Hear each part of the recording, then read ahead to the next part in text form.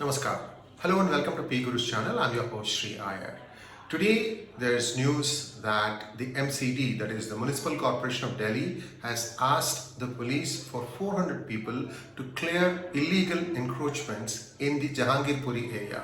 This is welcome news. However, we will and we can and we should expect a lot of interference. Already you're seeing many statements from various city officials that either they are unaware of it or they don't know of it or there is nothing. So see, this is the power of the sold bureaucracy, sold police, sold media, what have you. Everybody is compromised in one way or the other. So even if there is something that is being attempted with good intentions, runs into a lot of rough weather.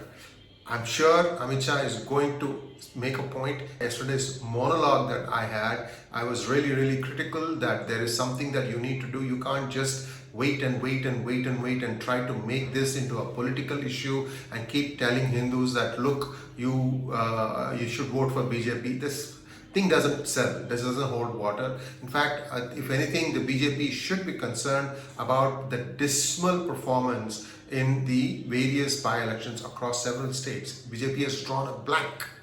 That is cause for concern. However, people will try and explain it away saying that we never won in many of these things, therefore it was expected. No, that's not the case. Every election is a referendum on how the Modi government is performing. Unfortunately or fortunately for Modi, he has made it this way. He has made it as if anything good or bad, it is attributed immediately to his government.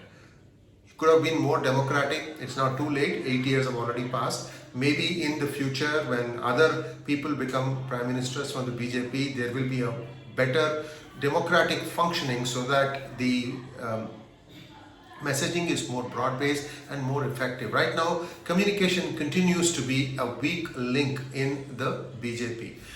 Let's take a quick look at what does this Jahangirpuri illegal encroachment drive bulldozing mean. What it means is many people who have just arbitrarily constructed houses, jhopatpattis, and there were illegal stockpiling, all those things will be raised. I want, even if there is a mosque that is an illegal construction, to be demolished.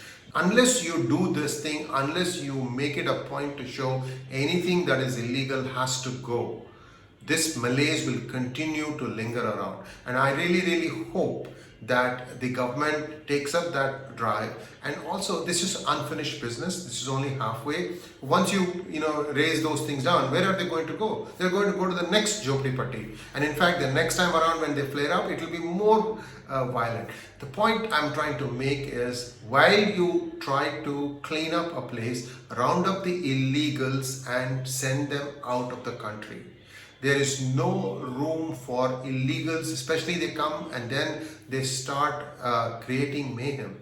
I'm not saying all do, but my concern here is that there is a legal process to enter and live in India. And unless this is enforced across the board, India will continue to have this 1,000 cuts bleeds, and that needs to stop. Now, big picture, what was happening post-COVID is something very concerning as far as Delhi is concerned. We have already had several hangouts with 𝙒𝙗𝙗𝙗𝘖𝙗𝑚𝑛𝑖 where he said that before COVID, many of the street vendors were UP people, Bihar, from Madhya Pradesh, from Chhattisgarh, Jharkhand, Northeast, even Kashmir. Everybody was coming and selling their wares. Now, when COVID hit, everybody went back to their villages and not all have returned. When they come back, whatever illegal places that they were staying, now those are gone because somebody else would have come and occupied. And it is my contention that the illegals never left. Where will they go? Because they know they are illegal. So they are going to stay where they were, and they probably move to higher ground or maybe better areas. So this is a pan-Delhi problem, and this needs to be cleaned up quickly. And they need to also keep Mr. Arvind Kejriwal from jumping up and down. He knows all these things. He's a past master at playing one against the other. So they need to make sure that the Delhi Chief Minister and his party jumps in with both feet. It has nothing to do with politics and everything to do with the security of the country. India needs to first clean up its internal security act, and the center needs to show the way that this is how we are going to act whenever there is mayhem, destruction of public property, and sudden outburst of attacks on processions. Yes, all processions do need a permission, but then what about all those people who crowd up streets on a Friday afternoon to read namaz? Where in Islam is it written that you can come and read namaz in the middle of the street? Yes, you can read namaz anywhere, but where does it say that you need to come and do it in the middle of the street, choking up traffic, that too at 12 o'clock in the afternoon? Where does it say that? Will they also be required to take permissions? I would sure hope so. They should be only doing namaz in open grounds where there is no disruption to traffic. I mean, these are all small things, but they also drag down India's growth. India's GDP will go down. Somebody who needs critical medical care might not be able to get to their hospital.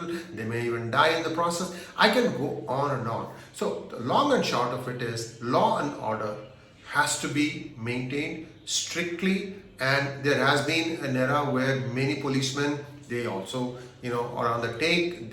Why are they on the take? Because they have to pay for a posting in a place where they can get a lot of take. So this is a vicious circle, and this needs to be really addressed at a systemic level. I hope this government starts doing things like that. Otherwise, it will become dial a day. Every day there will be a riot in some part of the country or the other. I have told you through my book, Who Painted My Money White, that there is a lot of illegal money which is difficult or impossible to trace from the real money sloshing about in the Indian economy. Thanks for watching. Please like, share and subscribe to our channel, and do not forget to click on the bell button for notifications. Namaskar.